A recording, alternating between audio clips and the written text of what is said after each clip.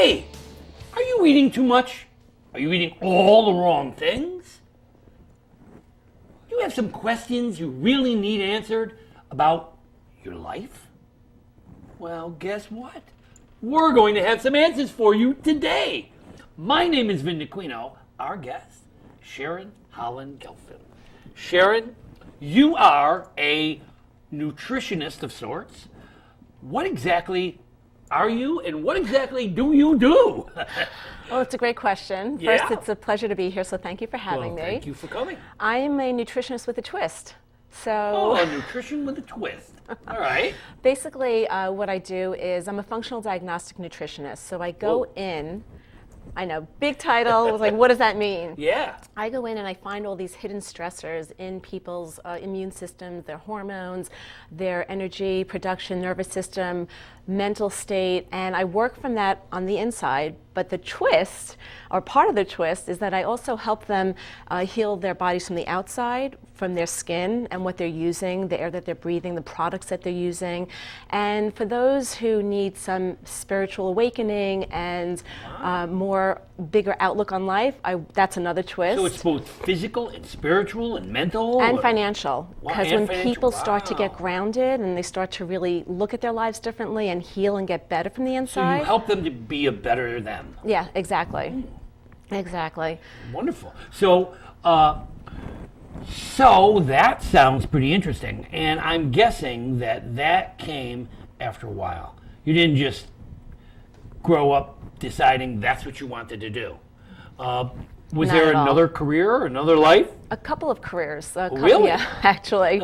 I used to be a commercial banker. I was banker? I was a banker. Yes. Banker Very. turned nutritionist. Banker turned nutritionist. Okay.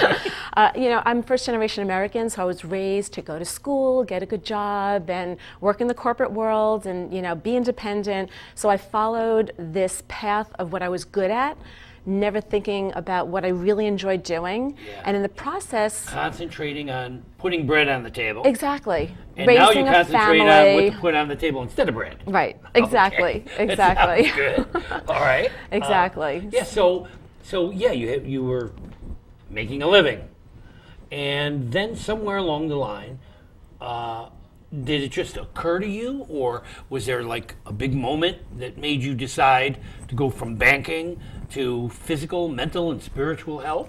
There were a few moments. It was the perfect storm. My son, I was going through a divorce. Oh, wow. I have 3 young adults, but at the time, one of my kids was diagnosed with Crohn's. Oh, yeah. Yeah, so no idea where to turn for that. And I also had my own health issues that I wasn't paying attention to because we're so busy I taking know. care of everybody else. That's true. Parents kind of put their own problems aside because they're so busy worrying about the kids. Right, worrying about the kids, worrying about paying the mortgage, about life in general, and I was getting sick myself and not realizing I had all these ailments. And I also was yo-yo dieting because, nothing's ever good enough, so you're always trying to find what works, and nothing works. Yep. And going to the doctor and learning about my son's diagnosis actually was the pivotal turning point, because I asked her specifically, should I pay attention to what he's eating? Now, mind you, before that, food to me, iceberg lettuce was a vegetable. Pasta, macaroni and cheese, anything colorful that my kids would eat. Talking from my language. Go-gurts, you name it. Nothing was I was busy working. I didn't have time to think about Nothing's that. off limits. You eat because you're hungry, and doesn't matter what you eat. Right, and we're always on the go too, so it was the constant rush and not even paying attention, stopping and breathing. I know. And so from that, when I asked, is there anything I should pay attention to? Don't worry about the food, the medicine will help him. And in that moment, I just knew that That there was the had to wrong be thing. be something more. And that led me back to grad school to become a nutritionist, and it changed our lives in every sense of the word. Yeah. It just was amazing. So, what was the key thing you learned as a nutritionist? That's a great question. That's a really good question. I would say the key thing that I learned was to listen to my body. That's, I think that's right on. Did you all hear that? She said, listen to your body. I listen to my body. I watch it grow. I don't listen enough to my body. Nobody does. Doctors yell at me all the time because they say, you need to go for physicals. You need to be sure. You're right. You need to listen, and it's funny how nature has the answers, and we usually ignore it. We're busy. Right. We're worrying about the kids. We're worrying about the house. We're worrying about the bills, and we're like, everybody has pains. Don't worry about it. Right. It's normal. You're getting older. Yeah. It's normal. Don't worry. Everybody's got it. Here's a pill. Yeah. And then all of a sudden, what you're doing is you're curing illness instead of taking care of wellness. Right. Yeah, You're not getting to the root cause of everything. It's just putting a Band-Aid on the foundation. Well, you actually reached a point where you were in pretty bad shape for a while. Yeah. You mind talking about that? No, not at all, actually. It was, and again, you don't realize that it's happening to you because you're so busy, so you compartmentalize your life. But I was getting migraines where I had to take Imatrix shots. Wow. I had IBS, I had eczema, I was getting infections and inflammation in my eye. Everything in my body was falling apart. And I was going to all these different doctors, not even realizing that Not any even of getting it. the answers, not getting the answers that you No, need. You still here, were not well. Take this cream, take this shot, do this, do that, because you have all these specialists. I hate medication. I hate depending on medications. I've always felt that they were temporary. That all they were Band-Aids, Right. and they were not really getting to the root of the problem. And I think that's where you come from. Right. That what you needed to do was get to the root of the problem. Right. And sometimes it was spiritual, mental, and physical. Right. Well, what I realized was I had been living in this Bubble. a bubble that was very cloudy. It's like looking out a window that hasn't been cleaned. Been there, done that. Right? And all of a sudden, you start to wipe away a little spot, and you see a little bit of light, and you think, oh, is there more? And then you find another, nook and cranny that starts to make sense, and you start to pay attention, and all of a sudden, you wipe it all away, and there's this like clear, beautiful sky that you never saw before, which is your body. And you start to realize that you are now in a different place and listening and paying attention to what you need for yourself. Yeah. I mean, I hear that completely. I should tell you that I also had some medical crisis. And there were times, at one point I was in the same boat where I almost wasn't here. And I am a 2-time cancer survivor. Oh, wow. And I mean, the first time they practically had to carry me to the hospital. And you don't listen. And that's what it was. I was so busy doing so much. And it was like, it was a fever. It's fever. And I ignored it. And I was to the point where, they had to stick me in a bathtub of ice cubes to get my fever down. Wow. And, knock on wood, I grew up a little bit and realized that there's more to taking care of yourself than an aspirin or ignoring it. That sometimes we really do have to listen. So what kind of things, Sharon, do we have to listen to? Another excellent question. Well, people go on diets all the time because they think I that do if that they too. follow the 60,000 diet Oh, books God, that are there's so out many. there. Some of them are so unhealthy. I know, really unhealthy, but they think that if they follow that, that's going to be the answer. But they don't realize that it's not only just what you have to listen to, but all the other pieces of your lifestyle.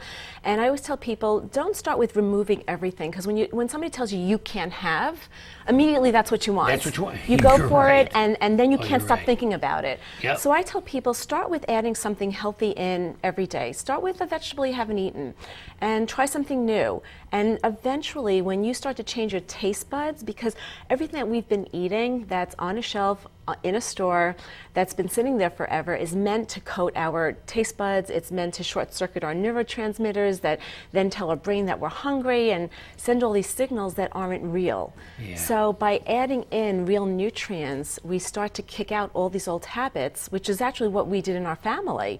Because my son never ate a green vegetable. And then he started to crave green drinks, all from changing the foods, and not by saying you can't have, but by saying, let's try this. Let's see what this tastes like. Or sometimes with kids especially, I would just kind of hide it in the tomato sauce, so they don't really see what it is. So we should not be concentrating on life changes. We should be concentrating on lifestyles. Lifestyle, right. To change your lifestyle, because we do kind of fall into a rut, and just because we have it all the time doesn't mean it's right. Right. So we have to learn how to eat healthy. But you know, we get these ideas that eating healthy, you know, there's certain foods that are like diet foods or health foods.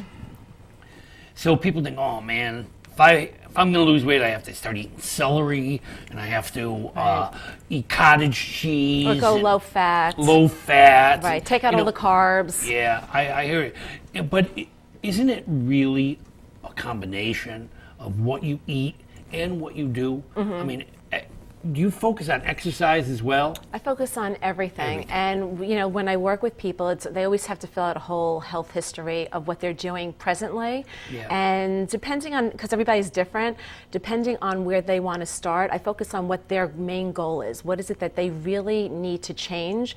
And from there, we build a whole foundation. So, for instance, I have a client right now who she won't give up her alcohol. She said, I won't work with you if you make me give up my alcohol. I'll drink to that. Right, I'll drink to that too. Okay, no, you didn't hear that. Just kidding. No. And I said, okay, I'm glad that you told me that. Tell me what you're willing to work on so that we at least have a starting point. Yeah. And what are you willing to give up? I mean, because not you don't give up. Yeah, What you are don't, you that's willing right. to You don't shift? have to give up. It's everything, exactly, right? because it's not about giving Moderation? up. Well, here are a lot of these misnomers. Oh, well, I eat in moderation. I do eat healthy, because people don't understand what that means, because we have the food industry constantly inundating us with 60,000 messages a day of what they want us to hear. I had a friend who said, you know, I can't lose weight, and I'm eating all the healthy stuff. Right. I eat a salad every day. I said, what's in the salad? He goes, well, you know, the normal stuff, avocados, olives.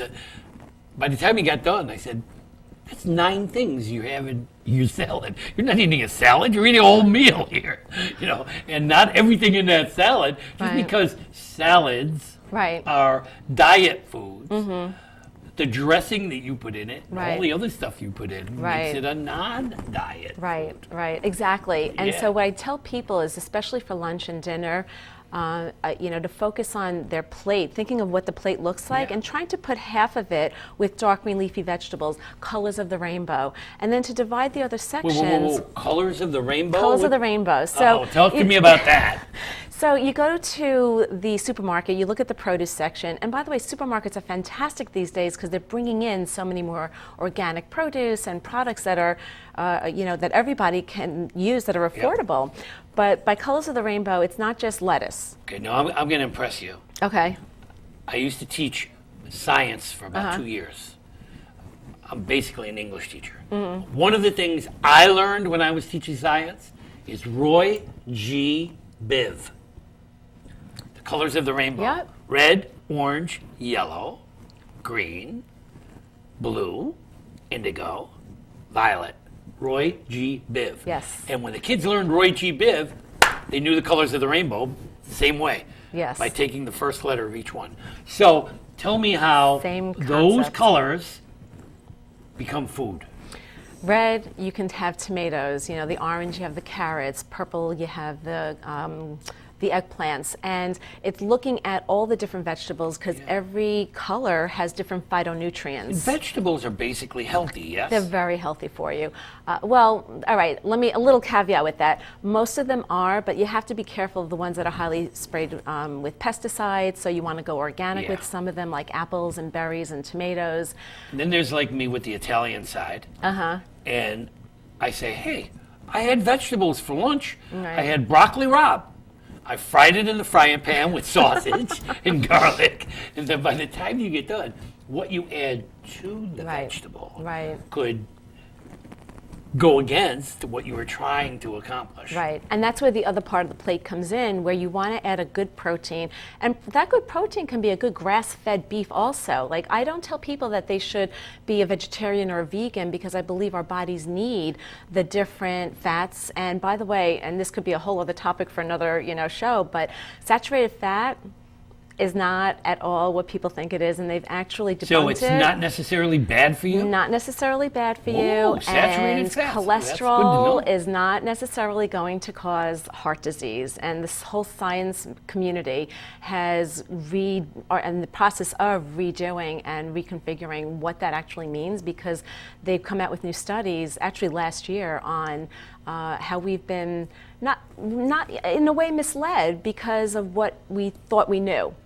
And so it's about paying attention to what the new science is bringing out also. So getting back to the plate and the salad and what to add to it, you really just need like a palm size portion of a protein. People think they need a lot more protein than they do. And depending on your weight, the average is about, 20 grams at a meal. So in a day, it's like 60 grams of protein. And that fits in the palm of your hands.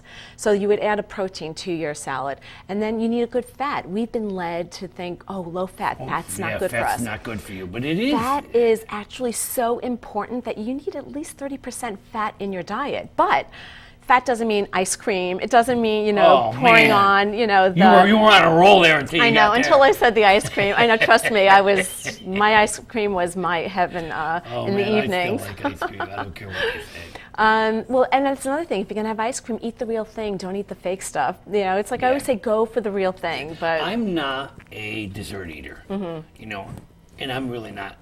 I don't have ice cream that often. I'm not a big cake eater, cookie eater. I'm a food eater. And part of my problem is quantity. If I have pasta, I can't have a mouthful of pasta. I have to have a plate of pasta, and maybe a moundful plate, right? Not just like a plate, a mound. Right. My metabolism has always been very good. For the amount of food I eat, I should be huge. I'm not exactly skinny either, but I like my food. So I try. Well, for me, dieting simply means cutting portions. If I eat everything I normally eat, but only eat half of it, I begin losing weight. And I think that's part of the problem with a lot of people. They want more, and more is not always good. Right. Well, that's the psychological part of thinking, the bigger the plate, the better, you're supposed to have so much more. But what's interesting about all of that, and I'm actually glad that you brought that up, because yes, it's about starting with a smaller plate, but it's also about, before you sit down, taking that deep breath, breathing a few times, getting centered, and this is where the whole spiritual, emotional part. I'm a fast eater.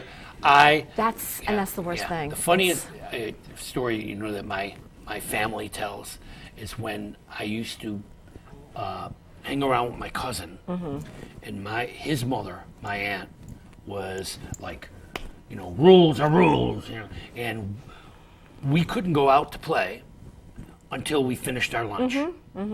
So we'd sit down, and in about the first 3 minutes, mine was gone, and my cousin was taking one little bite at a time.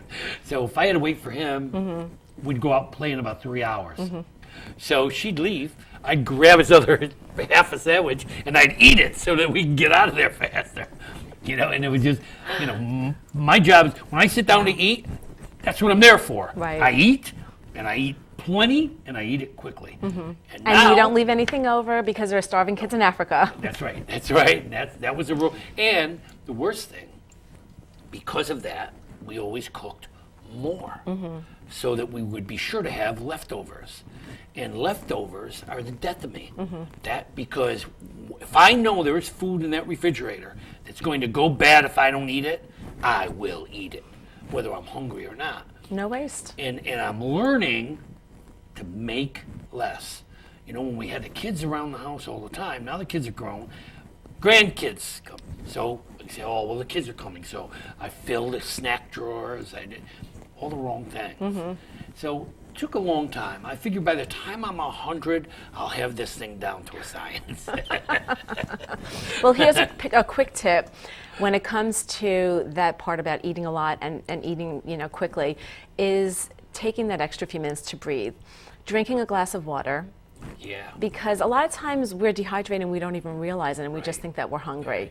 And when you take a bite, like your cousin, Yeah. take a bite, put the sandwich down, put the fork down, and this is going to make you cringe. I can see it right now. is. Wait for it.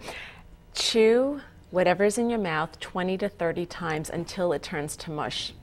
It slows you down. And what that does, and science proves this, over the course of time, you'll eat 10% fewer calories and you'll naturally lose weight, and you're not even changing anything. You're just slowing down. So your body has time to signal your stomach and your brain to talk to each other and say, I'm full. And then you look at your plate and you realize you didn't need that much to begin with. And that's a huge tip that people are shocked that It's alone. also a huge lifestyle change. Exactly. It's slowing you down. Yeah, I mean, I was a teacher for 30 years. I ate on the run, you know, Right. sometimes at my desk, you know, lunch hour. What lunch hour? Lunch hour? Nobody has lunch. I had 8 kids around my desk with Right. lunch hour. And you know, you just eat on the run. Right. And that's the way I've always Skip a been. meal and no, don't, you know, I'll get it. And you eat in 6 minutes, you Yeah, know, because you yeah. have the other 30 minutes you need to do something else. Right. So it's very hard to change, but it's important. Well, all right, so I'm going to challenge you on it's very hard to change. Yeah. Because we teach ourselves to say that, you know, Yeah. that it's very hard to change, but God forbid something should happen and your child needed you in a split second. Oh, yeah. Would you have any trouble changing No. whatever you're doing to go after, you're right. right?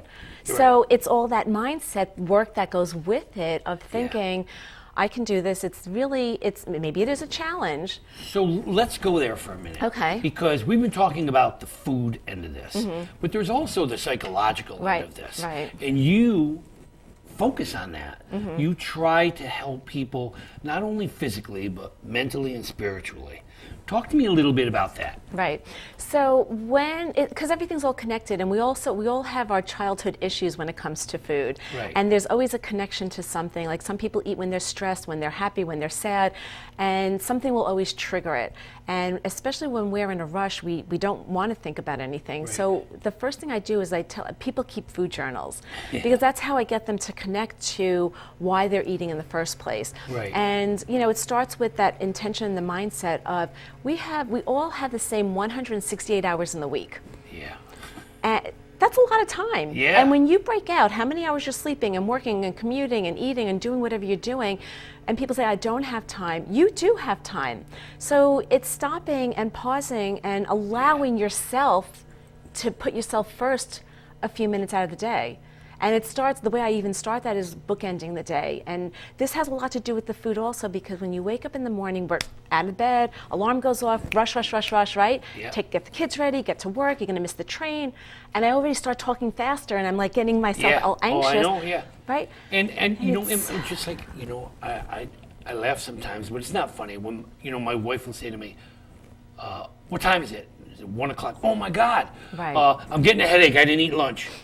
You know, because we think that you have to eat at a certain time, like 3 meals a day. I mean, she's great when it comes to knowing what to eat, what not to eat, when to eat. But it's still, with all that, it's ingrained in our brain that you have to have 3 meals a day. People eat eggs and toast for breakfast because that's an American breakfast, and that's what you eat. It's ingrained, and we have to kind of like unteach ourselves. Exactly. You have to, but it's not just, it's unteaching, but it's having something to replace it with, because otherwise you're going to go, the same reel is going to play in your head over and over again if you don't have something to replace it with. Yeah. So I tell people to bookend their days, where you wake up in the morning, and if it means setting your alarm 5 minutes earlier, that's all you need.